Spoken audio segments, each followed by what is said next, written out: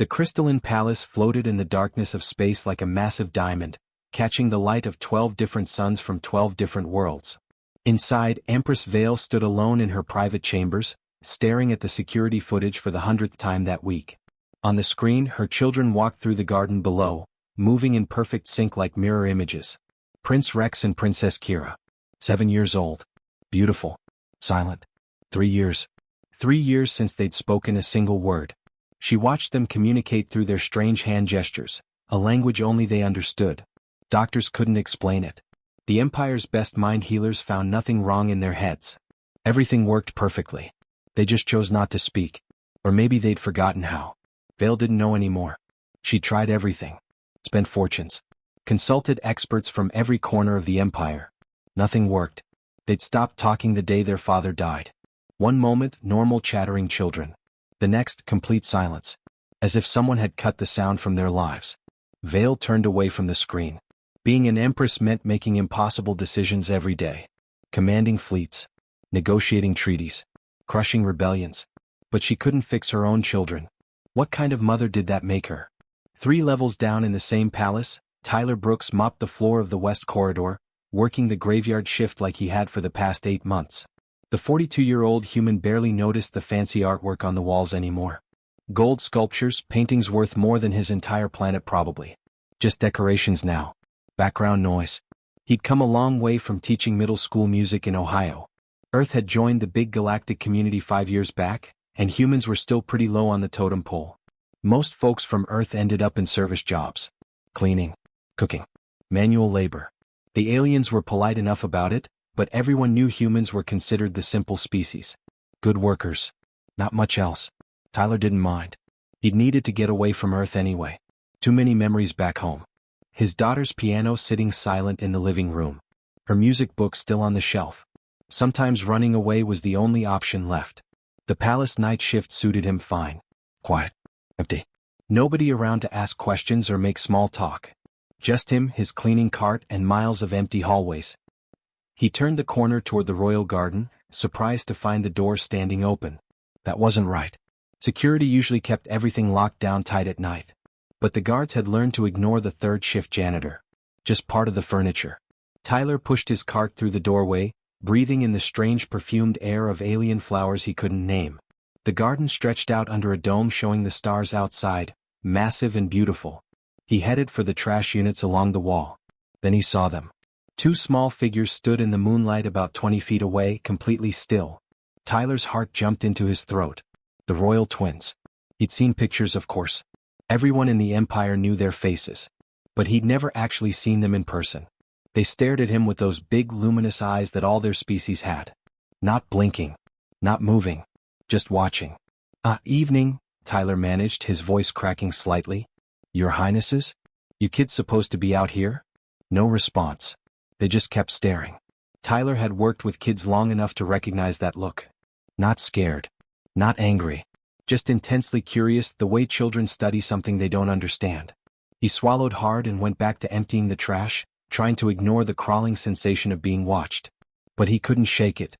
2 7-year-olds standing alone in a garden at midnight, staring at the janitor like he was the most interesting thing they'd ever seen.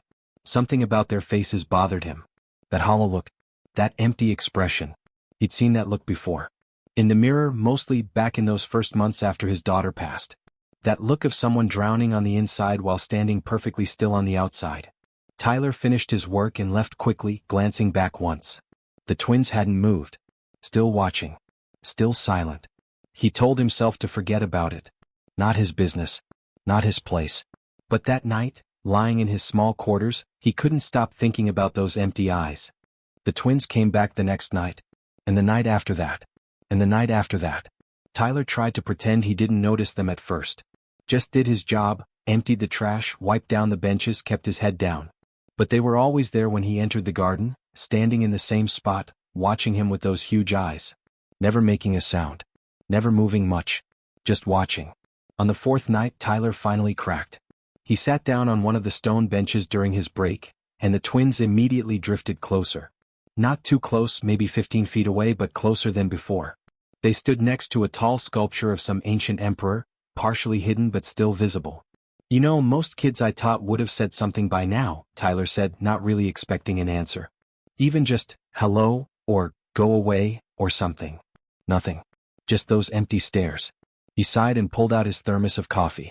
His daughter used to hate when he drank coffee at night. Said it would keep him up. He smiled sadly at the memory, then stopped himself. Don't go down that road. Not tonight. But something about these kids standing there all alone in the middle of the night, looking so lost. It reminded him too much of his own grief. That trapped feeling. Like screaming underwater where nobody can hear you. Without really thinking about it, he started humming. Just a quiet tune. Something to fill the silence. His daughter's favorite song when she was little. The melody drifted through the garden, soft and low. The reaction was instant and startling.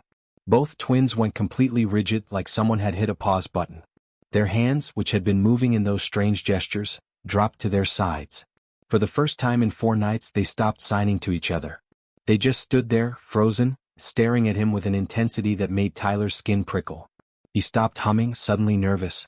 Had he done something wrong? The twins didn't move. Didn't blink. It was like they were waiting for something. Tyler cleared his throat. Sorry, I didn't mean to. I was just... And then, because he'd never been great at dealing with awkward silences, and because these kids looked like they needed something, anything, to break through whatever wall they'd built around themselves, he started singing. Actually singing.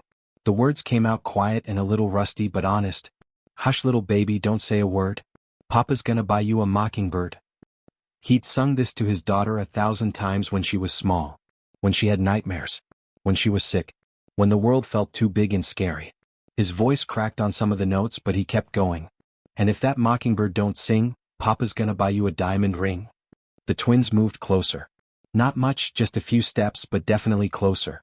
Their faces had changed. That hollow, dead look was gone, replaced by something Tyler couldn't quite name. Wonder maybe. Or hunger. Like they were starving and he just offered them food. He finished the verse and stopped, his heart pounding. The garden fell silent again. The twins stared at him for another long moment, and Tyler could swear he saw something wet in their eyes. Then, without a sound, they turned and fled into the shadows, disappearing through a side door he hadn't even noticed was there. Tyler sat alone on the bench, his hands shaking slightly. What the hell just happened? He didn't know then what he'd just done. Didn't know that in the Empire's culture, singing was forbidden. Their people had banned what they called unstructured sound 3,000 years ago. Every noise had to mean something specific, something precise. Music without clear meaning was considered dangerous. Their old texts called it a poison that drove people mad. Parents didn't sing lullabies. Musicians didn't exist. Even humming was taboo. The Empire had spent millennia building a culture of perfect communication, where every sound conveyed exact information. Emotion without words? Feeling without definition? That was chaos. That was weakness. That was forbidden. Tyler didn't know any of this. He was just a janitor who'd sung a lullaby to a couple of sad kids. But somewhere in the palace above, security systems recorded everything. And by morning, people who made decisions about forbidden things would be watching that recording very carefully. The twins came back the next night, of course. They always did. And this time they sat down on the ground in front of his bench, waiting. Tyler looked at their expectant faces and thought, what the hell? He started to sing again. The head guardian noticed it first. Lady Mora had served the royal family for 20 years, and she knew every detail of the twins' routines. So when Prince Rex and Princess Kira started sleeping through the night for the first time in 3 years, she knew something had changed. They seemed calmer during the day too. Less agitated. Their hand gestures were slower, less frantic. Whatever invisible weight they'd been carrying seemed lighter somehow. Mora couldn't explain it, but something was different. She checked the security logs like she did every morning. The twins had been sneaking out at night again, which wasn't unusual. They did that sometimes, wandering the palace like little ghosts. But this time the footage showed something else. Mora watched the screen in growing disbelief. The human janitor. Sitting on a bench. Singing. And the twins sitting right in front of him, completely transfixed. She rewound it. Watched again. The twins hadn't looked that alive, that present, since before their father died. The footage went straight to Elder Tom within the hour. And Elder Tom, after watching it 3 times with his hands pressed to his temples, took it directly to the Empress.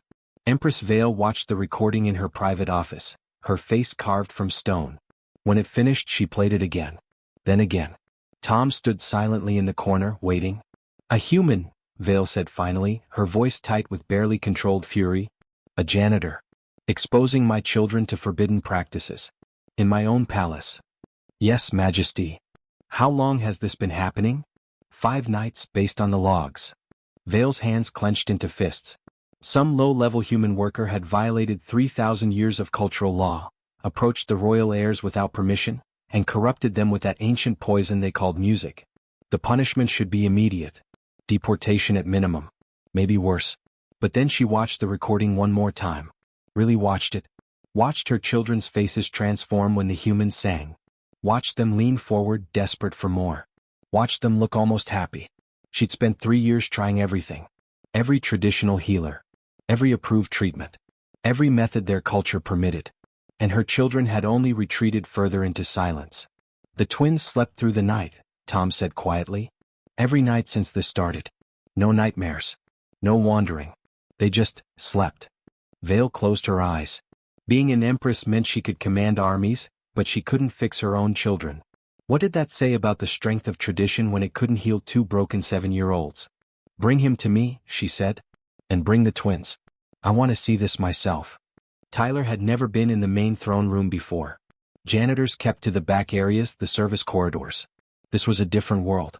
Massive ceilings, crystalline walls that seemed to glow from within, and what felt like 1,000 pairs of eyes watching him from the assembled court. The Empress sat on a throne that looked carved from a single piece of starlight. She was terrifying. Beautiful and cold and absolutely terrifying. You are the human Tyler Brooks, she said. Not a question. An accusation. Yes, Your Majesty. His voice came out steadier than he expected. You violated protocol. You approached the royal heirs without authorization. You exposed them to forbidden cultural practices. Tyler's mouth went dry. I didn't know it was forbidden. I'm sorry. I was just trying to help. They looked so sad. Sad, Vale repeated like the word tasted strange. You decided my children needed help. You, a janitor from a species that joined our civilization 5 years ago. I used to be a teacher, Tyler said, then immediately regretted it. Probably shouldn't backtalk the Empress who could have him executed. But Vale just stared at him.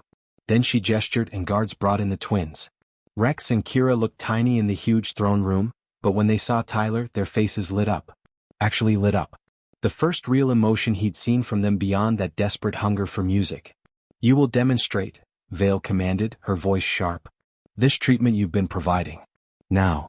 Tyler's hands started shaking. The entire court watched him. Hundreds of aliens all staring. All waiting. His throat closed up. This was insane. He was a janitor, not a performer. He couldn't sing in front of all these people. Then he looked at the twins. Rex gave him a tiny nod. Kira's eyes pleaded silently. 2 scared kids who just wanted to hear a song. That's all this was. Everything else could go to hell. Tyler took a deep breath and started singing. You are my sunshine. My only sunshine. His voice cracked on the second line. His pitch wobbled. But he kept going, focusing only on the twins. You make me happy when skies are gray. And then halfway through the chorus he heard it. A small voice, uncertain and fragile, joining in. Humming at first, then actual notes. Princess Kira. A second later her brother joined in. A different pitch, harmonizing without even trying. The entire throne room erupted in shocked whispers. The Empress stood up from her throne, her composure finally cracking. Her children were singing. After 3 years of silence they were making sounds. When Tyler finished, the twins looked at their mother. Kira's mouth opened, forming words for the first time in 1,000 days. More, she whispered, her voice rough from disuse. Please, more songs. Empress Vale turned away sharply, but not before Tyler saw her shoulders shake. The most powerful woman in 12 star systems, brought to tears by a children's song. Tyler's new job title was Cultural Integration Specialist, which was just a fancy way of saying the Empress didn't want to admit she'd hired a janitor to sing to her kids. He got a small office near the royal quarters, a modest pay raise, and one very specific duty: spend an hour every evening with Prince Rex and Princess Kira, teaching them Earth songs. The first week was awkward. Court officials watched from the doorway like hawks, making notes on data pads. Tyler felt like a bug under a microscope. But the twins didn't care about any of that. They just wanted more music. He started with simple songs. Nursery rhymes mostly. Twinkle Twinkle Little Star. Row Row Row Your Boat. The kinds of things he'd taught kindergartners back on Earth. The twins absorbed everything like sponges, their eyes bright with concentration. Why do humans have so many songs about stars? Rex asked one evening, his voice still quiet but getting stronger. It was a full sentence, clear and deliberate. Tyler's chest tightened with pride. I guess we've always looked up at the sky and wondered what's out there, Tyler said. Songs help us express feelings we can't quite explain otherwise. Kira tilted her head, confused. But words explain things. That's what words are for. Not all feelings have words, Tyler said gently. Sometimes you just feel big things, and music helps let them out. The twins went quiet, processing this. Their people had words for everything Tyler had learned. Precise tones that conveyed exact meanings. 17 different ways to say, I acknowledge your presence, depending on social status and context. But nothing for just feeling sad, or happy, or scared. Progress came faster than anyone expected. Within 2 weeks, both twins were speaking in full sentences. Their voices were still soft, hesitant, but they were talking. Actually talking.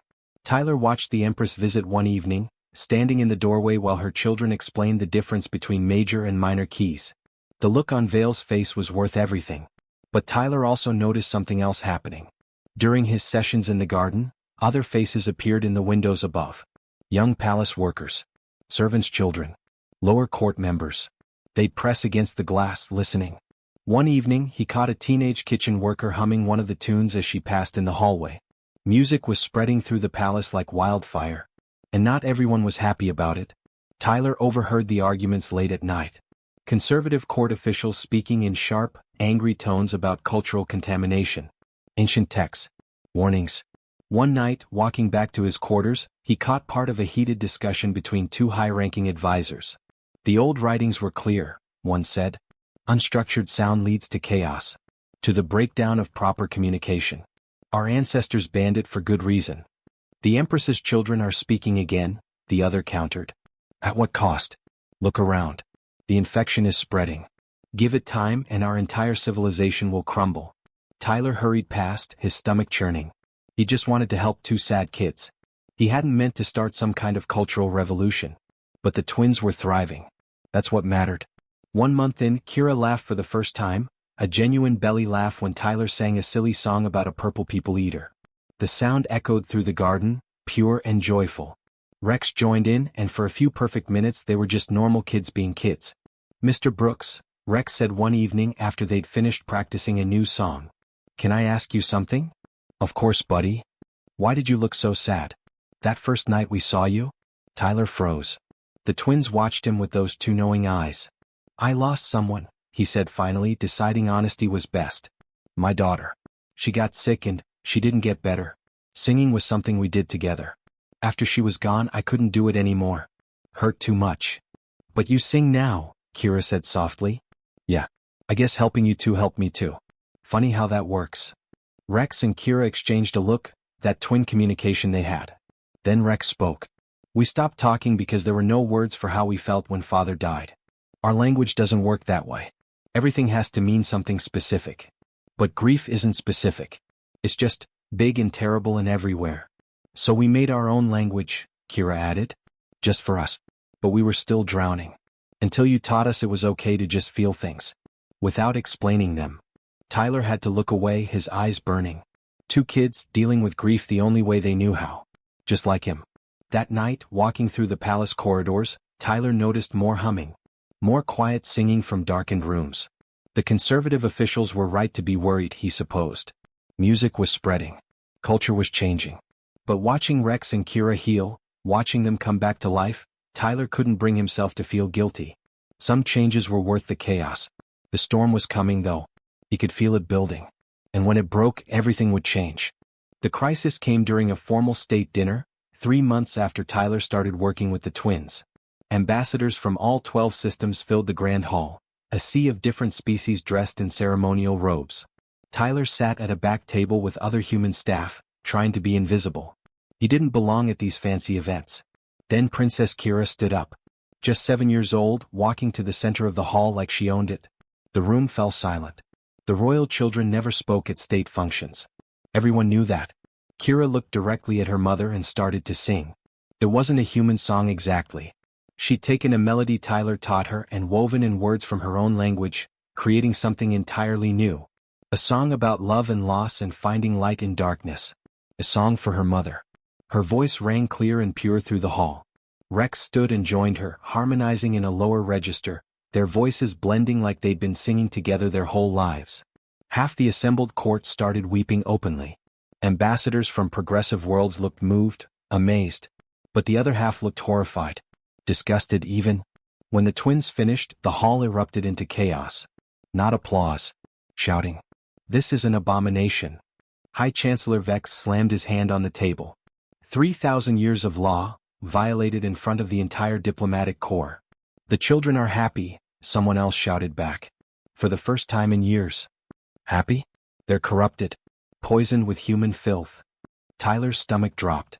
Several officials were pointing at him now.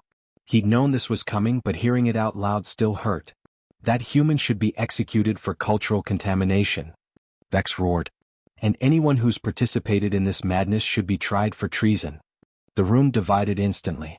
Progressive faction on one side, conservatives on the other. Years of simmering tension boiling over in seconds. Tyler watched planetary governors shouting at each other, saw hands moving toward weapons. This was about to get violent. Enough. Empress Vale's voice cut through the chaos like a blade. The hall fell silent. She stood at the head table, her face unreadable. Chancellor Vex, you call for the human's execution. You cite ancient law. But tell me which law says I cannot do whatever it takes to heal my children. The law against unstructured sound is 3,000 years old, Majesty. Our ancestors wrote those laws in a different time, Vale interrupted. And in 3 years of following tradition, following every approved treatment, my children only grew worse. Then a janitor sang them a lullaby and they came back to life. You're willing to destroy our entire culture for 2 children? Vex demanded. Before Vale could respond, Rex and Kira walked to the center of the hall. Together, holding hands, they faced the assembled court. Tyler's heart hammered in his chest. What were they doing?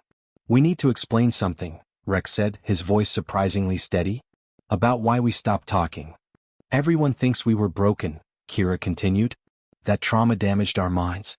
But that's not what happened. We chose silence, Rex said. Because our language failed us. The twins spoke in turns like they'd rehearsed this. Maybe they had. When Father died, we felt things we'd never felt before. Big, terrible, crushing things. But our language doesn't have sounds for that. We can say, I acknowledge your loss in 7 different tones, but we can't say, I miss you so much it hurts to breathe. We can announce death formally, but we can't cry. We can state facts, but we can't grieve. So we stopped using sounds that couldn't say what we needed to say. We made our own language just for us. But we were drowning in it. Mr. Brooks didn't fix us, Kira said, looking at Tyler with those huge eyes. He gave us permission to feel without words. To be sad or happy or scared without having to define it precisely. That's what music does. It lets you feel things that don't fit in boxes. The hall was dead silent now. Rex turned back to the court. You can keep your perfect communication, he said quietly. Your precise tones and exact meanings. But we'll stay broken. Or you can let us heal. Empress Vale stepped down from the platform. She walked to her children and knelt, bringing herself to their eye level. Tyler saw her hands shaking. I've been Empress for 20 years, she said loud enough for everyone to hear. I've conquered worlds. Negotiated treaties. Made impossible decisions. But the hardest thing I've ever done was watch my children fade away while following rules that couldn't save them. She stood and faced the court. I'm establishing the Academy of Emotional Arts. Humans will teach. Our people will learn. Any world that wishes to secede over this may do so. But I will not sacrifice my children on the altar of tradition. The vote was close. Painfully close. 3 systems threatened to leave the Empire. But in the end it passed. 3 months later, Tyler stood in front of his first official class. 30 young students, a mix of species, all there to learn about music and emotion. The conservative protests outside were loud, sometimes violent. Change was never easy. But inside, children sang. Rex and Kira led the chorus, their voices strong and clear now. And in the back of the room, Empress Vale sat listening, tears running down her face. Another forbidden thing now permitted. Tyler caught her eye and nodded. 2 broken parents, learning to heal through song. The music played on.